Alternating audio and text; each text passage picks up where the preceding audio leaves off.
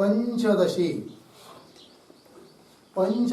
ग्रंथ में 11 नंबर का प्रकरण योगानंद प्रकरण और उसके अंतर्गत आज श्लोक संख्या 6 नंबर 6 नंबर के श्लोक की अवतरणिका को देखिए।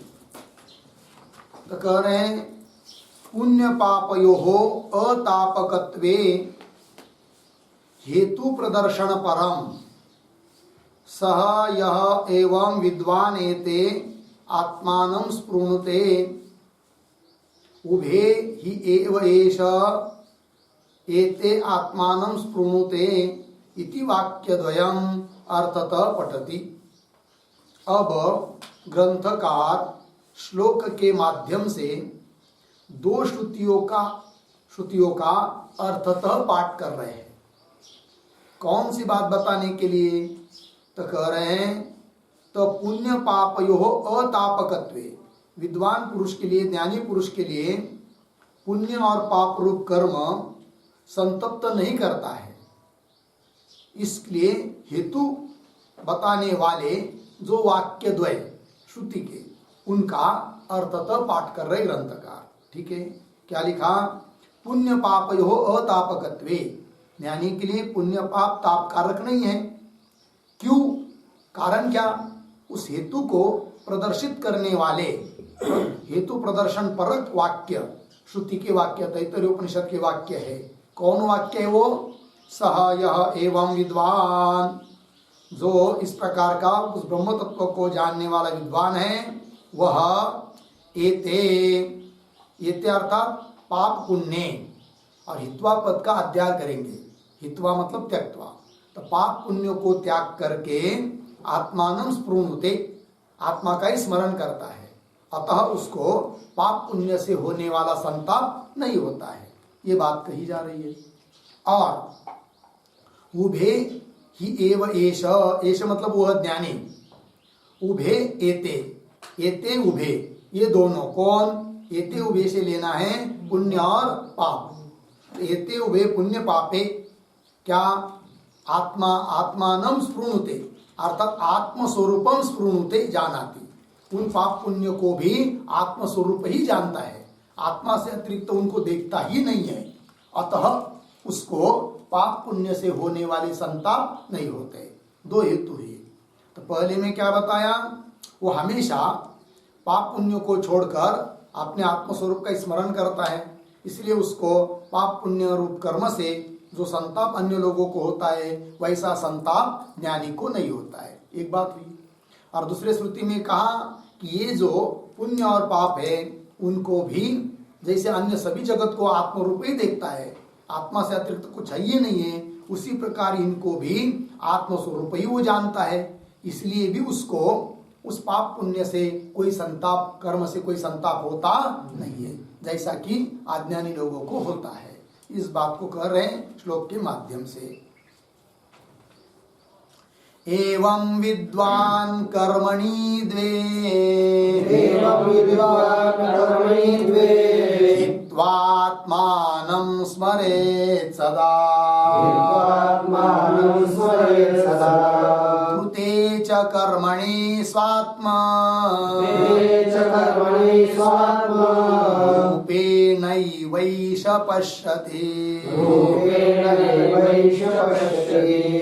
एवं विद्वान कर्मणि हित्वात्मानं स्मरेत् सदा कृते च कर्मणि स्वात्मा रूपेणैवैष पश्यति। एवं विद्वान कर्मणि द्वे हित्वा आत्मानं स्मरेत् सदा कृते च कर्मणि स्वात्मरूपेण एव एषः पश्यति। अन्वय एवं विद्वान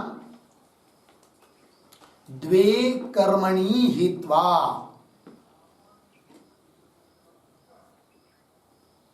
द्वे कर्मणि हित्वा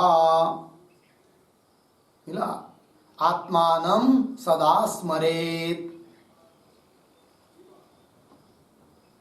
सदा स्मरेत्। नीचे च एषः कृते कर्मणि स्वात्म रूपेण एव पश्यति, स्वात्म रूपेण एव पश्यति। ठीक है, देखो भैया। एवं विद्वान, इस प्रकार से आत्म तत्व को जानने वाला ज्ञानी पुरुष क्या करता है? द्वे कर्मणि हित्वा, उन दोनों भी पाप पुण्यात्मक कर्मों का त्याग करके, हित्वा उसके साथ अपना कोई संबंध रखता नहीं है, तो त्यक्त्वा हित्वा, हमेशा सदा आत्मानं सदा स्मरेत्, आत्मा का ही सदा हमेशा अनुसंधान करता है, चिंतन करता है। अहम ब्रह्मास्मि, इस स्थिति में ही हमेशा रहता है। अतः उसको पाप पुण्य से होने वाला संताप उसको होता नहीं। एक बात। च और क्या? एषः यह ज्ञानी कृते कर्मणि, किए हुए जो भी कर्म हैं उन सबको स्वात्म रूपेण एव पश्यति, आत्मा रूप से ही देखता है, आत्मा से अतिरिक्त देखता ही नहीं है। क्योंकि जो कर्मादिक है या जो भी कुछ है वो सब अध्यस्त है, और अध्यस्त वस्तु अधिष्ठान से अतिरिक्त होती ही नहीं है। अतः मैं ही सब कुछ सब रूप से हूँ, इस रूप से वो देखता है। जगत को जगत रूप से देखता नहीं है, जगत के लिए कोई उसकी दृष्टि से सत्ता नहीं है। सर्वम खल्विदम ब्रह्म, बस आत्मा रूप में वो स्थित है।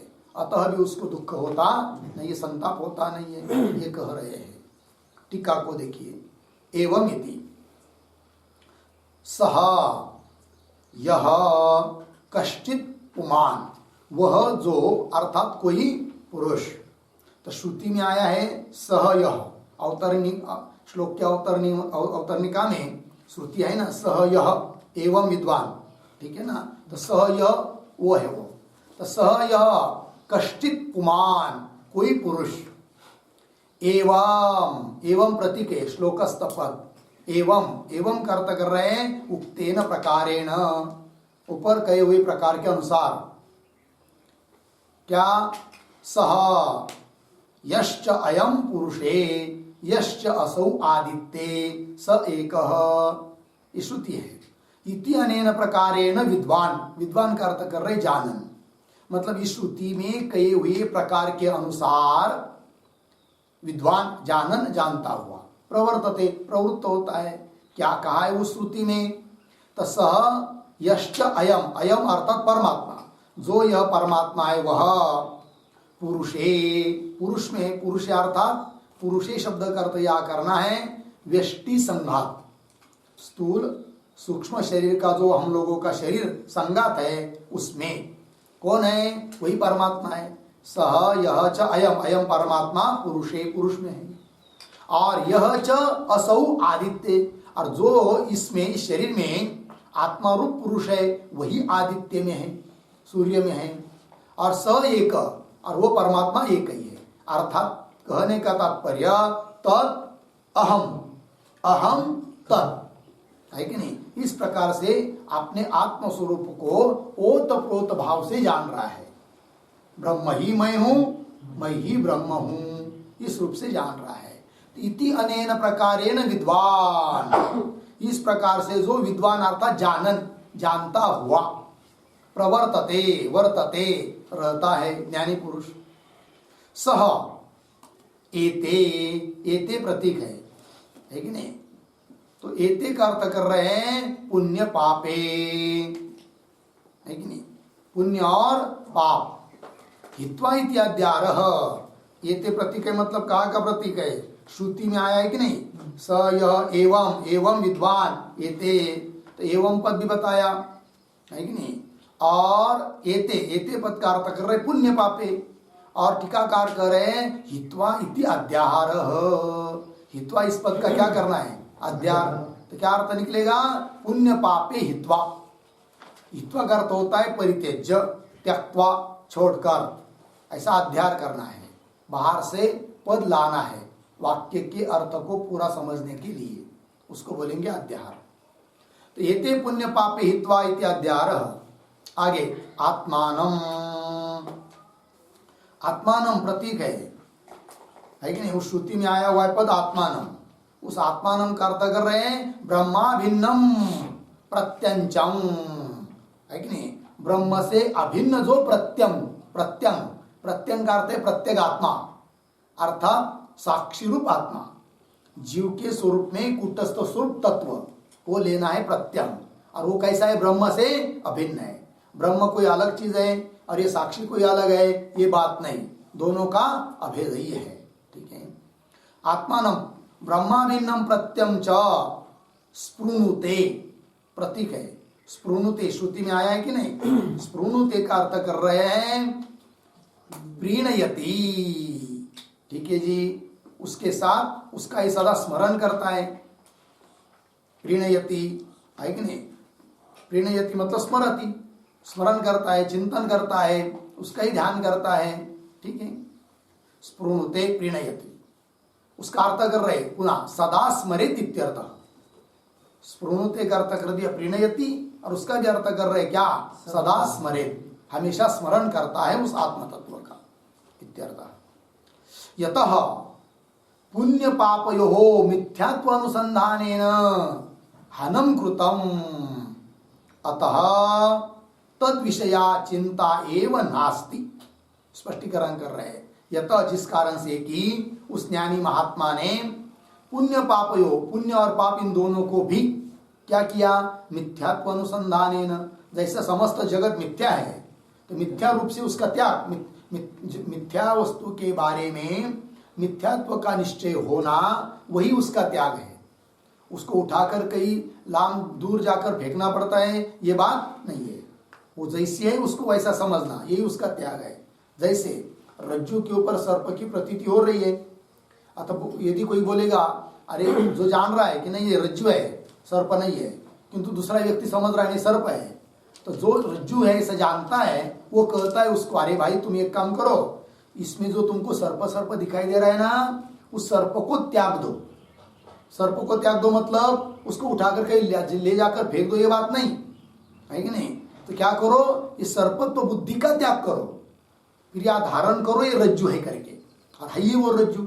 और सर्पत्व बुद्धि का त्याग करो मतलब जो तुमको सर्प रूप से दिखाई दे रहा है वो मिथ्या दिखाई दे रहा है, झूठ दिखाई दे रहा है, उसके बारे में मिथ्यात्व निश्चय करो। तो सर्प मिथ्या है और मिथ्या वस्तु को मिथ्या रूप से जानना, यही उसका त्याग है। ठीक है जी। इस प्रकार ज्ञानी पुरुष भी क्या करता है, समस्त जगत को, मिथ्या ही जगत है तो मिथ्या जगत को मिथ्या समझता है, यही उसका त्याग होता है।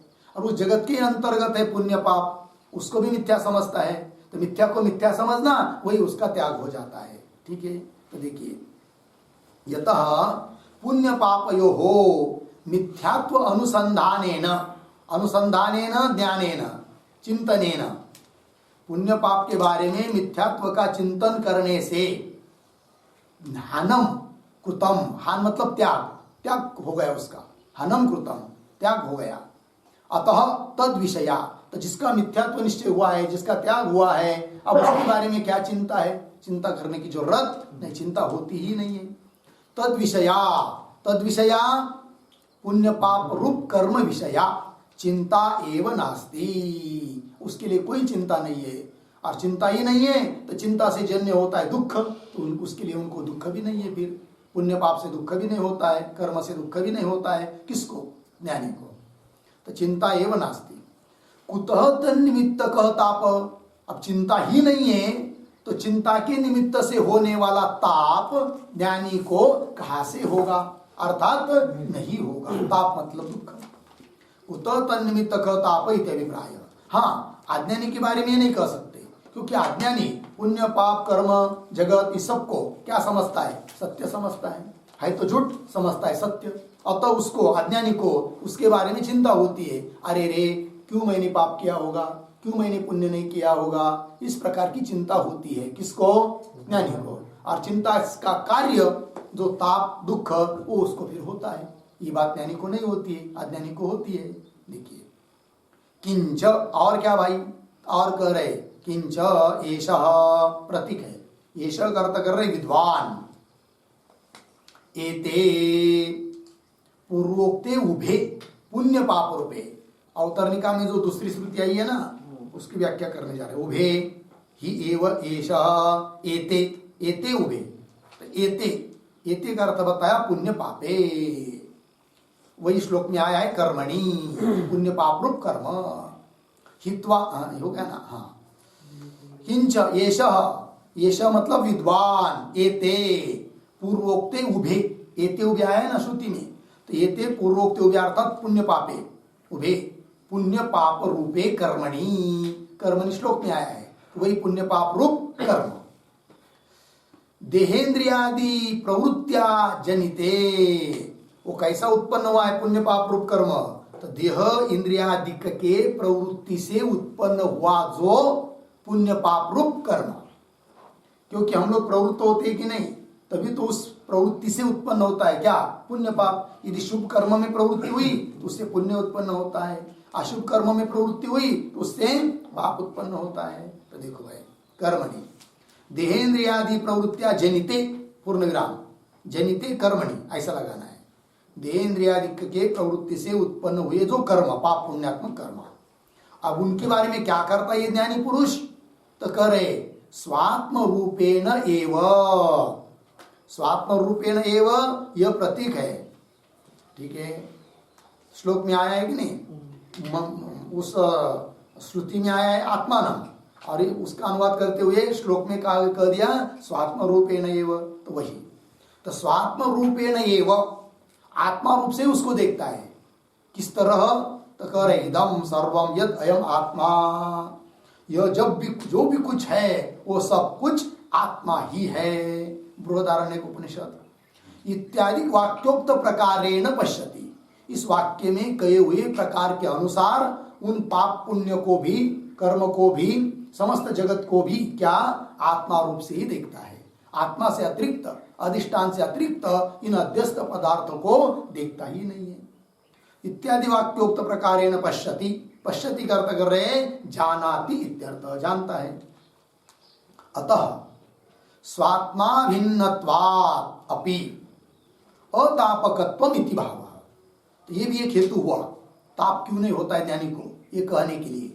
तो एक तो क्या हुआ ऊपर पहले श्रुति में बताया वो हमेशा क्या करता है आत्मा का ही चिंतन करता है, और दूसरे में क्या बताया आत्मा से अतिरिक्त देखता ही नहीं है पाप पुण्य को, इसलिए उसको संताप नहीं होता है। अतः स्वात्मा भिन्नत्वात्, स्वात्मा मतलब अपना स्वरूप, उस अपने आत्म स्वरूप से अभिन्न होने के कारण भी स्वात्मा भिन्नत्वात् अभिन्नत्वात् अपि अतापकत्वम, अतापकत्व है अर्थात ताप उसको होता नहीं है इति भावः। लग गया। चलिए ये हुआ भाई 6 नंबर का श्लोक। अब आगे 7 नंबर के श्लोक की अवतरणिका को देखिए।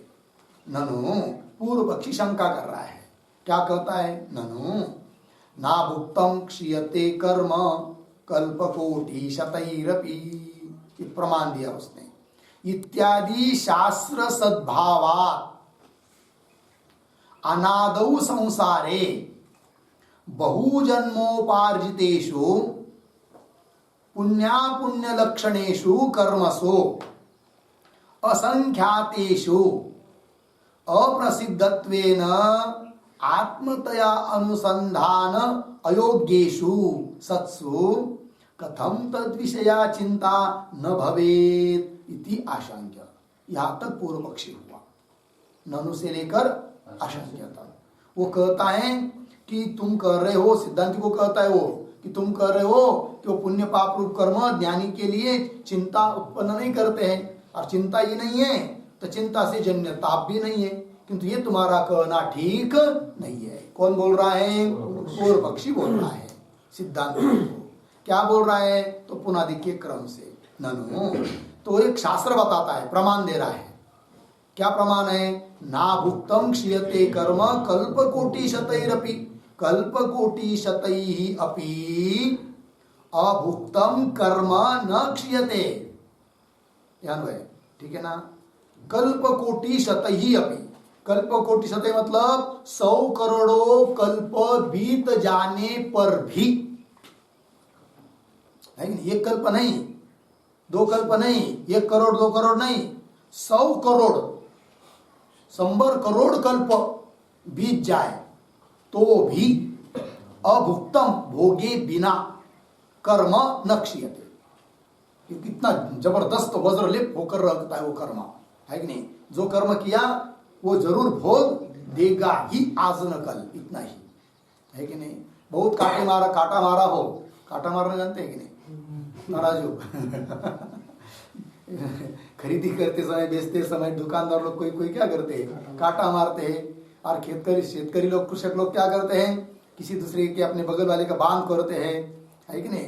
कोई लोग झूठ बोलते हैं और कोई किसी भी ये न कहना प्रकार से दूसरे के जेब का पैसा अपने खीस में लाने क्या अपने जेब में लाने का प्रयत्न करते हैं। अन्याय से न्याय से कुछ देखते नहीं है, बहुत सारे कर्म करते रहते हैं। और कोई लोग बिना कारण कुत्ते आदि को क्या मारते हैं, पत्थर मारते हैं, ये सब होता है। तो ऐसे कर्म करते हैं, ठीक है ना। तो जो भी कर्म हम लोग कर रहे हैं, इतना भी क्यों ना हो, वो जरूर कभी न कभी क्या फल देखकर ही रहेगा। हो सकता है बहुत देर भी लग जाए, किंतु कभी न कभी देगा ही, छोड़ेगा नहीं। कब तक, यदि ज्ञान नहीं होता है तब।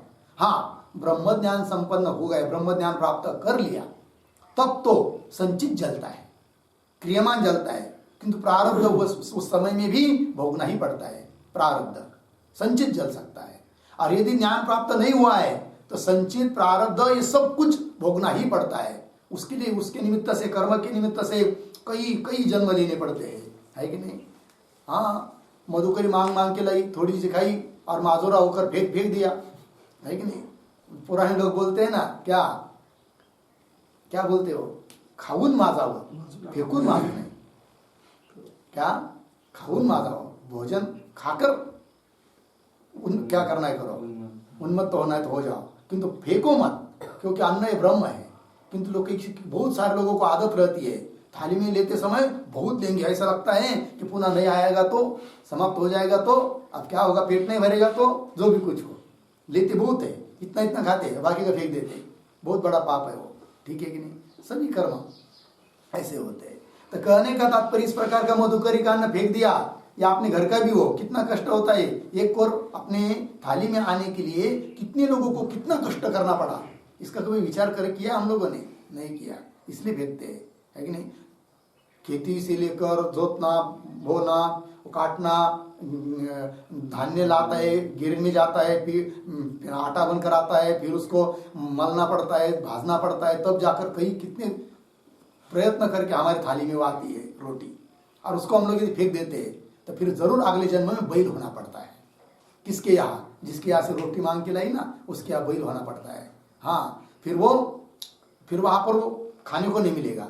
वो शेतकरी भी ऐसा हो जाएगा, मिलेगा ऐसी खेती वाले के यहाँ जाएंगे कि दोपहर तक, 2 बजे तक वो पानी भी नहीं पिलाएगा, तड़ पड़ेगा, बांध के रखा है, छोड़ता भी नहीं है, पानी पीने की इच्छा हो रही है, भूख लगी है, बता भी नहीं सकते। अब कर्म भोगना पड़ रहा है, क्यों, पिछले जन्म में फेंका ना, अब भोगो, अब मरो, ऐसा ही है कि नहीं। कर्म छोड़ता नहीं है भाई, है कि नहीं। कौन कर रहा है, सिद्धांत है वो। ज्ञानी नहीं है, अज्ञानी है तो कर्म छोड़ता ही नहीं है, शास्त्र है। ज्ञान होने के बाद संचित जलता है, वो बात अलग है। तो पूर्व पक्षी उसी शास्त्रों को लेकर शंका कर रहा है। फिर बात चल रही है ज्ञानी की, और पूर्व पक्षी बात उठा रहा है किसकी, अज्ञानियों की। तो शंका कर रहा है वो बेचारा। देखिए, ननु ना भुक्तम क्षीयते कर्म कल्प कोटि शतैरपि, तो 100 करोड़ कल्पों बीतने के बाद भी अभुक्तम मतलब भोगे बिना, फल दिए बिना कर्म न क्षीयते, कर्म क्षीण नहीं होता है, नष्ट नहीं होता है। इति इत्यादि शास्त्र सद्भावात, इत्यादि शास्त्र विद्यमान होने के कारण, ठीक है जी, इत्यादि शास्त्र सद्भावात। फिर आगे क्या है, अनादौ संसारे, अनादि ऐसे इस संसार में, क्योंकि संसार भी, जगत भी कैसा है, प्रवाह रूप से अनादि है, ठीक है। तो अनादौ संसारे बहु जन्मोपार्जितेषु, अनेक जन्मों में अर्जित किया गया है, कौन, पुण्य और पाप।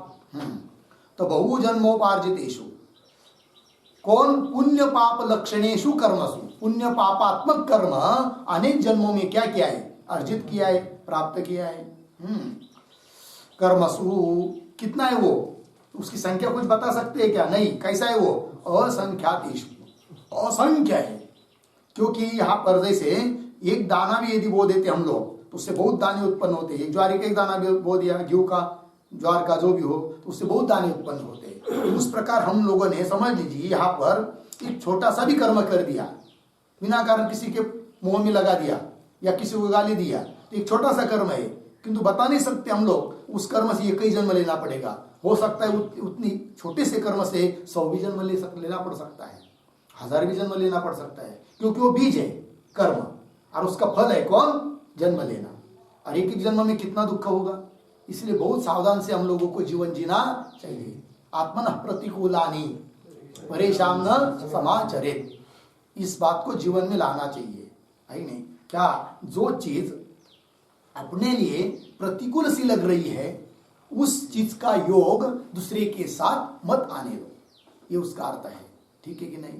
हाँ, आत्मना प्रतिकूलानी परेशान न समाचरित, और सब लोगों में भगवत दृष्टि करो, तब किसी के बारे में द्वेष उत्पन्न नहीं होगा, क्रोध उत्पन्न नहीं होगा, राग द्वेष उत्पन्न नहीं होंगे, तो फिर उस वैसा कर्म भी नहीं होगा।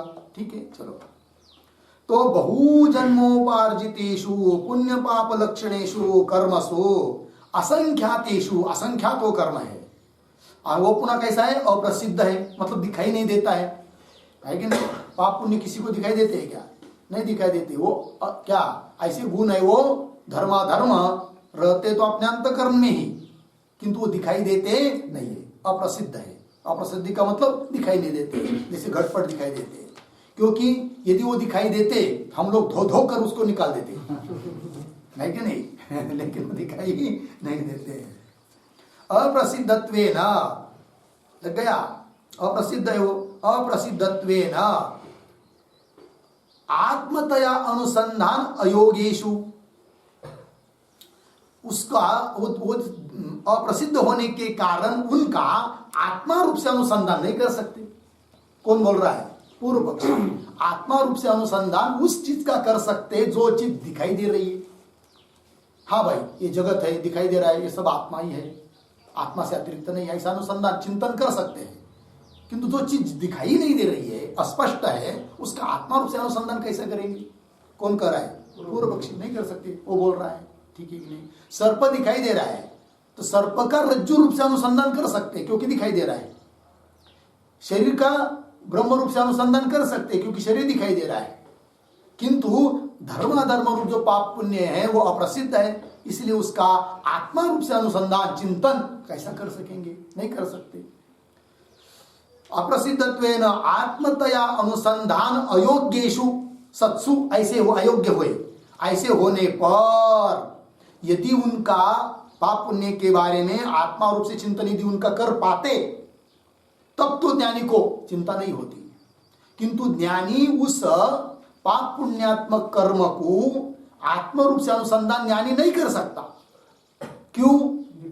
अप्रसिद्ध होने के कारण, दिखते नहीं इसलिए। और यदि आत्मा रूप से चिंतन नहीं कर सकता है तो जरूर चिंता उसको होगी, और चिंता होगी तो ताप जरूर होगा। कैसे बोल रहे हो तुम कि ज्ञानी को ताप नहीं होता है करके? कि ज्ञानी को ताप होगा। कौन बोल रहा है? पूर्व पक्षी। क्यों? कि उन पाप पुण्य के निमित्त से चिंता होगी। और पाप पुण्य से चिंता क्यों होगी? कि उस पाप पुण्य को तुमने जो कहा कि आत्मा रूप से अनुसंधान करता है, वो कर नहीं सकता। यदि अनुसंधान कर पाता, पाप पुण्य को आत्मा रूप से देख पाता, तब तो हम समझते हाँ, उससे चिंता नहीं होगी। किंतु उस पाप पुण्य को आत्मा रूप से वो देख ही नहीं सकता। कौन? ज्ञानी, क्योंकि वो अप्रसिद्ध है। अतः उस पाप पुण्य से उसको चिंता होगी, और चिंता होगी तो ताप होगा ज्ञानी को भी। कैसा कह रहे हो तुम कि ज्ञानी को ताप नहीं होता? कौन बोल रहा है? पूर्व पक्षी। आत्मतया अनुसंधान अयोग्येषु सत्सु, ऐसा होने पर कथम तद विषया चिंता न भवेत। कथम तद विषया, तद विषया पाप पुण्य विषया चिंता न भवे, चिंता नहीं होगी इति आशंक्य, अर्थात चिंता होगी ज्ञानी को भी, ये कह रहा है पूर्व पक्षी। अब उत्तर दे रहे आगे। सनिदानानाम तेषां तत्वज्ञानेन विनाशित्वात् न चिंता जनकत्वम् इति अभिप्रायेन हृदय ग्रंथ्यादि निवृत्ति परम मुंडकादि श्रुतिषु स्थितम वाक्यम पठति। ठीक है, अब उत्तर देना है। सिद्धांती कर रहे, अरे भाई वो तत्वज्ञान होने पर पाप पुण्य रहेगा तब चिंता करेगा, चिंता उससे होगी ना। किंतु तत्वज्ञान होने पर पाप पुण्य रहता ही नहीं है, बोलेंगे क्या होता है फिर? नष्ट हो जाता है, संचित नष्ट हो जाता है। ब्रह्म ज्ञान प्राप्त होने पर, प्रारब्ध रहने पर भी संचित तो जल जाता है। संचित मतलब क्या? पाप पुण्य का समुदाय, तो जल जाता है, नष्ट हो जाता है। बोलेंगे कैसा नष्ट होता है? इसलिए नष्ट होता है कि उस संचित रूप जो पाप पुण्य है उसका मूल कारण कौन है? अज्ञान। और ज्ञान प्राप्त होने से अज्ञान नष्ट हो गया, माया अज्ञान जिसको बोलते हैं, और उस माया ही नष्ट हुई तो उस अज्ञान के, माया के आश्रित रहने वाला पाप पुण्य रूप संचित वो भी नष्ट होता है। और वो नष्ट हुआ तब कैसा वो चिंता को उत्पन्न करेगा? नहीं करेगा। मरा हुआ आदमी कोई आपके पास कोई मांगने के लिए आएगा क्या? नहीं आएगा ना, जिंदा आ सकता है। अब वो पाप पुण्य जब नष्ट हो गए तो वो चिंता को उत्पन्न नहीं करेंगे, और चिंता ही उत्पन्न नहीं होगी ज्ञानी को तो ताप भी नहीं होगा। ठीक है, देखो भाई, तो सनिदानानाम तेषाम, तेषाम हाँ कर्मणाम, पाप पुण्यादि कर्म को, कर्म तो कैसे हो? सनिदानानाम, सनिदान कहते निदान सहित, निदान कहते कारण, मूल कारण। उस पाप पुण्य का मूल कारण आश्रय कौन है? अज्ञान। तो सनिदानानाम मतलब मूल सहितानाम, सनिदानानाम का अर्थ है मूल सहितानाम, तेषाम कर्मणाम तत्व ज्ञानेन विनाशित्वा, तत्व ज्ञान के द्वारा वो क्या हो जाते हैं? नष्ट हो जाते हैं। और विनाशित्वा नष्ट हो जाने के कारण न चिंता जनकत्वम, इसलिए उनमें, उन कर्मों में, पाप पुण्यादिकों में चिंता का जनकत्व नहीं है, अर्थात चिंता को उत्पन्न कर नहीं सकते। किसके लिए? ज्ञानी पुरुष। तो विनाशित्वाद न चिंता जनकत्वम इति अभिप्रायेण, इस अभिप्राय को मन में रखकर उत्तर दे रहे श्लोक के माध्यम से। और वो श्लोक भी कैसा? मुंडक श्रुति में जो बात बताई है उस श्रुति को अर्थतः पाठ कर रहे हैं। तो क्या बात बताई है उस श्रुति में? तो हृदय ग्रंथ्यादि निवृत्ति परम, हृदय ग्रंथि उसकी निवृत्त हो जाती है। किसकी? ज्ञानी पुरुष की, अर्थात अध्यास निवृत्त हो जाता है, अज्ञान निवृत्त हो जाता है। और अज्ञान निवृत्त हो जाने के कारण उस अज्ञान के आश्रय से रहने वाला कर्म भी निवृत्त हो जाता है। ये कह रहे हैं हृदय ग्रंथ्यादि निवृत्ति परम, मतलब हृदय ग्रंथि इत्यादि की निवृत्ति को बताने वाला मुंडकादि श्रुति स्थितम वाक्यम, मुंडकादि उपनिषद में स्थित जो वाक्य है उस वाक्य का पाठ कर रहे हैं ग्रंथकार।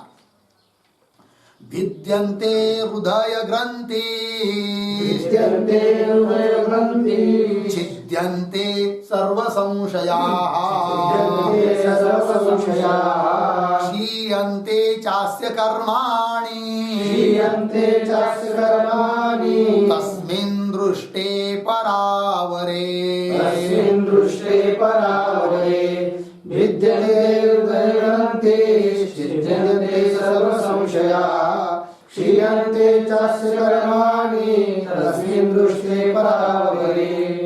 भिद्यन्ते हृदय ग्रंथि, छिद्यन्ते सर्व संशयाः, क्षीयन्ते च अस्य कर्माणि, तस्मिन् दृष्टे परावरे।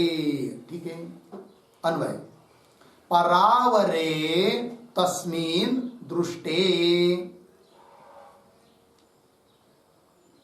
परावरे तस्मिन् दृष्टे, अस्य ऊपर हृदय ग्रंथि भिद्यते, सर्व संशयाः छिद्यन्ते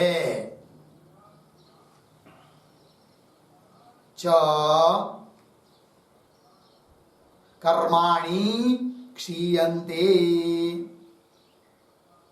ठीक है, अर्थ को देखिए भाई, परावरे तस्मिन् दृष्टे, परावर स्वरूप जो आत्म तत्व, ब्रह्म तत्व है कि नहीं, परमात्मा, दृष्टि मतलब साक्षात्कार होने पर, तो उस परमात्मा का विशेषण दिया है परावरे। तो क्या अर्थ है उसका? तो टीका में बताएंगे। तो यहाँ पर इतना ही समझ लीजिए कि परावर स्वरूप जो परमात्मा, तस्मिन दृष्टि उसका साक्षात्कार होने पर, ब्रह्म तत्व को अहम के रूप में, मय के रूप में जान लेने पर, ठीक है ना, दृढ़ साक्षात्कार हुआ तो क्या होता है फिर ऐसा होने पर? तो अस्य ज्ञानी न, इस ज्ञानी पुरुष के हृदय अस्य हृदय ग्रंथि भिद्यते, इस ज्ञानी पुरुष की हृदय की गांठ टूट जाती है, भिन्न हो जाती है, छिन्न भिन्न हो जाती है हृदय की गांठ, अर्थात अध्यास हृदय है कि नहीं, आत्मा अनात्मा इनका जो तादात्म्य हो चुका है, अनात्मा जो देहादि पदार्थ, मन बुद्धि आदि पदार्थ, पंचकोशादि पदार्थ, उसको हम लोग अपना स्वरूप समझते हैं कि नहीं, देहादिक को, तो तादात्म्य हुआ है ना, वही हृदय की गांठ है, तो वो नष्ट हो जाती है, अर्थात विवेचन हो जाता है कि अनात्मा अलग है, मैं आत्मा अलग हूं। ठीक है, कब? उस आत्म तत्व का साक्षात्कार होने पर। हृदय ग्रंथि विद्यते और सर्व संशया छिद्यन्ते, सभी संशय नष्ट हो जाते, कोई संशय बाकी रहता नहीं है। छिद्यन्ते और च कर्माणि क्षीयन्ते, सभी कर्म संचित आदि पाप पुण्यात्मक जितने भी कर्म हैं, क्रियमान वगैरह, सब उसके क्या हो जाते हैं? नष्ट हो जाते हैं। लग गया अर्थ? अब कर्म ही नष्ट हो गए तो जिन कर्मों से चिंता होती थी वो चिंता होगी क्या? नहीं होगी, और चिंता नहीं होगी तो ताप भी नहीं होगा। ज्ञानी पुरुष को ताप मतलब दुख आदि क्यों नहीं होंगे? चिंता नहीं होगी। चिंता क्यों नहीं होगी? कर्म नष्ट हुए हैं। कर्म क्यों नष्ट हुए? कर्म का आश्रय अज्ञान नष्ट हुआ। अज्ञान क्यों नष्ट हुआ? ब्रह्म तत्व का ज्ञान हुआ, ज्ञान हो गया, इसलिए। तो ब्रह्म तत्व का साक्षात्कार हो जाने से अज्ञान नष्ट होता है। अज्ञान नष्ट हो जाने के कारण अज्ञान का कार्य कर्म नष्ट हो जाता है। कर्म नष्ट हुआ तो चिंता नष्ट हो जाती है।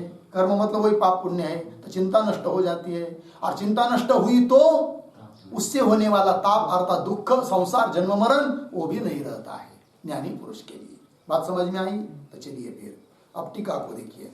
विद्यते इति, तो परावरे, तो परावरे प्रतीक है भाई, उसका अर्थ कर रहे, ये परमात्मा का विशेषण है परावरे। तो क्या उसका अर्थ है? तो देखिए, परम अपि हिरण्यगर्भादिकम पदम अवरम, अवरम का अर्थ कर रहे निकृष्टम, यस्मात् तस्मात् परमात्मनि। ठीक है, अर्थ देखिए, तो परम और अवरम ये दो पद है। तो परम का अर्थ कर रहे, परम कौन? हिरण्यगर्भादिक पद, इसको कहते परम पद, सबसे श्रेष्ठ पद। व्यवहार में सबसे श्रेष्ठ यदि पद, बड़ा पद यदि कोई है तो कौन है? वो हिरण्यगर्भ है। व्यवहारिक सत्ता में हिरण्यगर्भ से ऊपर और दूसरा कोई बड़ा पद नहीं है। प्रजापतित्व प्राप्ति, प्रजापतित्व की प्राप्ति, हिरण्यगर्भ पद की प्राप्ति, सभी समस्त सृष्टि काबू में आ जाती है अपने हाथ में, है कि नहीं? ऐसा होता है वो।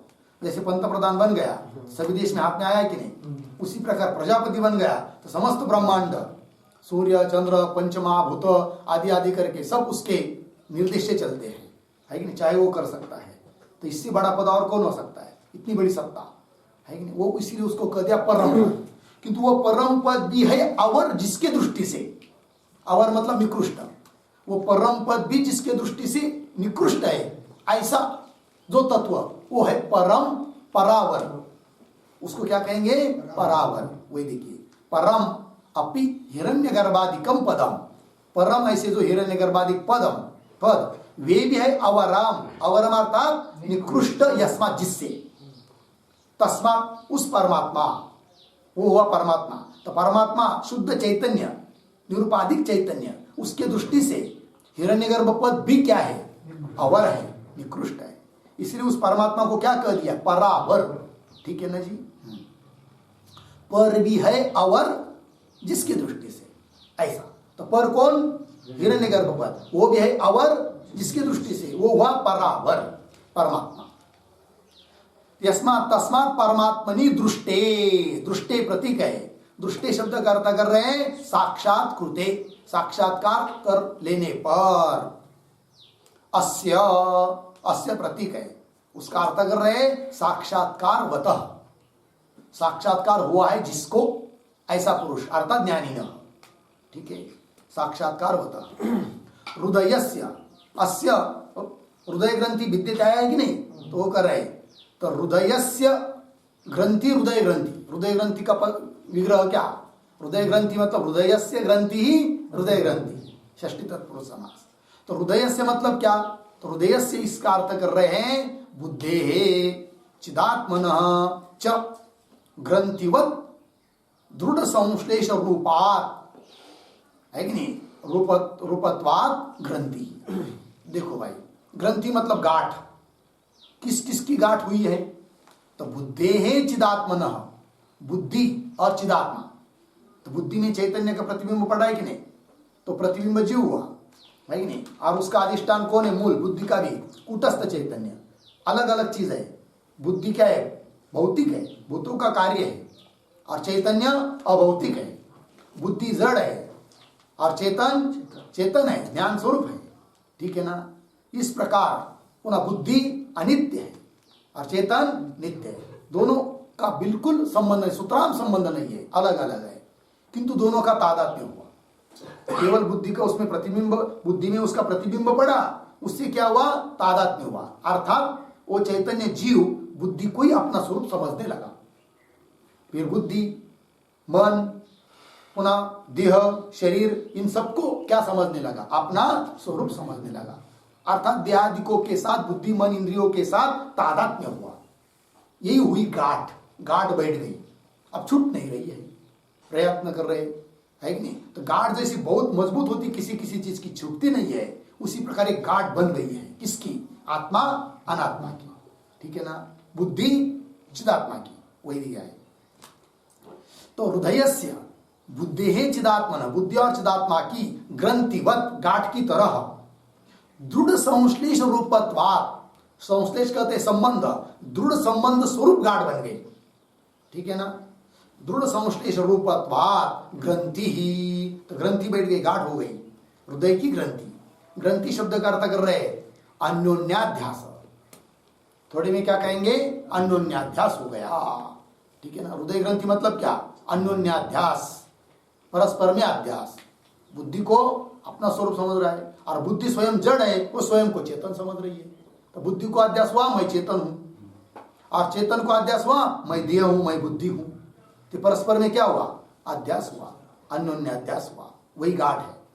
ग्रंथि अन्योन्याध्यास, ठीक है। आगे तो आगे पद आया भिद्यते, विद्यते प्रतीक है, तो मूल में बताया ना, अस्य हृदय ग्रंथि विद्यते।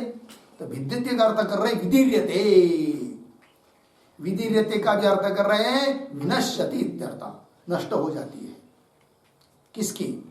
ज्ञानी की, जिसको तत्व साक्षात्कार हुआ है, ऐसे ज्ञानी पुरुष की जो हृदय की गांठ वो नष्ट हो जाती है। लगा? फिर आगे सर्व संशयाः छिद्यन्ते। तो देखो, तो सर्व संशयाः प्रतीक है, उसका अर्थ कर रहे किस प्रकार के संशय नष्ट हो जाते हैं ज्ञानी पुरुष के। तो संशयों का आकार बता रहे हैं। ऐसे संशय अज्ञानी को होते हैं, एक बार तत्व साक्षात्कार हुआ तो कोई संशय बाकी रहता नहीं। तो संशयाः, सर्व संशयाः। तो देखो भाई, आत्मा देहादि व्यतिरिक्त नवा, ये संशय, आत्मा देहादि से अतिरिक्त है या देहादि रूप है, ये संशय। और व्यतिरिक्त समझ लीजिए, समझ निर्णय हुआ कि नहीं नहीं, आत्मा देहादि से क्या है? व्यतिरिक्त है, अलग है। तो व्यतिरिक्त अपि कर्तृत्वादि धर्मयोगी नवा, यह दूसरा संशय। ठीक है, आत्मा तो देह नहीं है, देह से भिन्न है, किंतु कर्ता भोक्ता रूप है, कर्ता भोक्ता कर्तृत्व भोक्तृत्व रूप धर्मों से युक्त है, या कर्तृत्व भोक्तृत्व आदि धर्मों से रहित है, ये दूसरा संशय। व्यतिरिक्त अपि कर्तृत्वादि धर्म योगी, धर्म से युक्त है या नवा, या नहीं है, हो गया। फिर और समझ लीजिए निर्णय हुआ क्या? कर्तृत्व भोक्तृत्वादि धर्म वाला नहीं है, तो भी अकर्तृत्वे अपि, अकर्ता होने पर भी, तस्य ब्रह्मणः भेदः अस्ति नवा, या और संशय। ठीक है, मेरा आत्मा तो कर्ता भोक्ता नहीं है, उसमें कर्तृत्व भोक्तृत्व धर्म नहीं है, किंतु मेरा आत्मा सचमुच में ब्रह्म से भिन्न होगा या अभिन्न होगा, या और संशय। ठीक है, और आगे अभेदे अपि, समझ लीजिए अभेद का निश्चय हुआ कि ब्रह्म से अभिन्न है कौन? मेरा आत्मा। तो अभेदे अपि तज्ज्ञानम कर्मादि सहित मुक्ति साधनम केवलम वा, तो उस आत्मा का ज्ञान मुक्ति का साधन है, किंतु केवल आत्मा का ज्ञान ही मोक्ष का साधन है या कर्म सहित ज्ञान मोक्ष का साधन है, इस प्रकार का संशय। तस् ज्ञानम आत्मज्ञानम कर्मादि सहित मुक्ति साधनम केवलम हुआ, या केवल ज्ञान ही मुक्ति का साधन है या कर्म सहित ज्ञान मुक्ति का साधन है, इस प्रकार का संशय। इत्यादयः संशयाः छिद्यन्ते, मिला, छिद्यन्ते प्रतीक है, छिद्यन्ते का अर्थ कर रहे हैं द्वैधी क्रियन्ते, उसका द्वैधी, द्वैत भाग है कि नहीं, दो भाग हो जाते उसके, अर्थात टुकड़ा हो जाता है उसका, नष्ट हो जाते, ये कहने का तात्पर्य। जैसे कोई लकड़ी हो और उसको काटा तो उसका क्या हुआ, द्वैधी भाग हुआ, दो भाग हो गए, तो दो भाग होने से कुछ काम में नहीं आती है। एक अखंड थी तो हो सकता है किसी काम में आ जाए, अब अलग अलग हो गई तो कुछ काम में नहीं, उस प्रकार क्या हो गए, सब संशय अब नष्ट हो गए। ठीक है, तो वही द्वैधी क्रियन्ते तत्वतः, ठीक है ना जी, तत्वतः साक्षात कृतस्य वस्तुनः संशय विपर्यय संशय विषयत्व अदर्शनात् इति भाव। नियम बता रहे हैं व्यवहार में, किसी भी चीज का यथार्थ रूप से जब ज्ञान हो जाता है तब उसके बारे में कोई संशय रहता नहीं है। हाँ, जब तक यथार्थ ज्ञान नहीं है तब तक संशय रह सकता है। अरे भाई क्या पता, 2 दिन हो गए हमारे में आ रहा है, वो आदमी आ रहा है, खा रहा है, बैठ रहा है, पर पता नहीं कैसा होगा, चोरबीर तो नहीं होगा, संशय हुआ कि नहीं, संशय है कि नहीं, उसका एड्रेस भी नहीं है, उसके पास कुछ नहीं है, और पता नहीं भाई कहाँ का आया, क्या आया, संशय होता है कि नहीं। फिर 2, 4, 10 दिन, 15 दिन, महीना दिन रहा, स्वभाव पता चल गया, तब सब संशय नष्ट हो गए। क्यों? तत्वतः ज्ञान हुआ, यथार्थ रूप से उसका ज्ञान हुआ, अब कोई संशय रहता नहीं है। ये बात किसी भी चीज के बारे में, घट है या रज्जु पड़ी हुई है, पता नहीं क्या है, सर्प है या रज्जु है या धामीन है, क्या है, हाँ, किंतु टॉर्च लगाई और पता चला ये तो सुंभ की रज्जु है कि नहीं, अब ज्ञान हुआ, अब उसके बारे में संशय रहा क्या, नहीं रहा। ये बात तत्वतः साक्षात कृतस्य वस्तुना, तत्वतः मतलब यथार्थ रूप से, साक्षात कृतस्य साक्षात्कार किया हुआ, की हुई वस्तु, मतलब प्रत्यक्ष यथार्थ रूप से देखी हुई जो वस्तु, उस वस्तु के बारे में अब कोई संशय रहता नहीं है। तत्वतः साक्षात्कृतस्य वस्तुनः संशय विपर्यय विषयत्व दर्शनात्, ऐसी वस्तु संशय का विषय, विपर्यय का विषय नहीं बनती है, अर्थात उसके बारे में नहीं रहती है। संशय विपर्यय विषयत्व है कि नहीं, संशय और विपर्यय का विषय वो वस्तु होती नहीं है। कौन वस्तु? जिसको यथार्थ रूप से जान लेते हैं, है कि नहीं। संशय विपर्यय विषयत्व दर्शनात् इति भाव। उसी प्रकार अपने स्वरूप ब्रह्म तत्व को यथार्थ रूप से अहम के रूप में, मैं के रूप में जान लिया, है कि नहीं, तब अब उसके बारे में कोई संशय रहता नहीं है। ये बात। आगे कर्माणि, कर्माणि प्रतीक है, उसका अर्थ कर रहे हैं संचितानि पुण्य लक्षणानि। संचित कर्म मतलब क्या? पुण्य और अपुण्य। संचित में क्या है? पुण्य और अपुण्य, पुण्य और पाप, इनका समुदाय तो है, संग्रह तो है, दूसरा क्या है? पुण्य पुण्य लक्षणानि संचितानि कर्माणि क्षीयन्ते, अर्थात नष्ट हो जाते हैं। तो क्षीयन्ते प्रतीक है, बता रहे उसका अर्थ स्वनिदान अज्ञान विनाशेन विनश्यन्ति, यह अर्थ हुआ। स्वनिदान, निदान कहते उपादान कारण, स्व मतलब संचितादि कर्म, और उसका निदान मतलब उपादान कारण, कौन? अज्ञान। स्वनिदान अज्ञान, मिला कि नहीं? स्व संचितादि कर्म, उसका निदान मतलब उपादान कारण कौन? अज्ञान, और उसका ही नाश हुआ है, अतः कर्मों का भी नाश हो जाता है। तो वही कह रहे हैं स्वनिदान अज्ञान विनाशेन, अज्ञान का नाश हो जाने से विनश्यन्ति इत्यर्थ। तो विनश्यन्ति, तो विनश्यन्ति का कर्ता कौन है? कर्माणि विनश्यन्ति, कर्म नष्ट हो जाते हैं ज्ञानी पुरुष के। हो गया। पूर्व पक्ष ने क्या शंका की थी?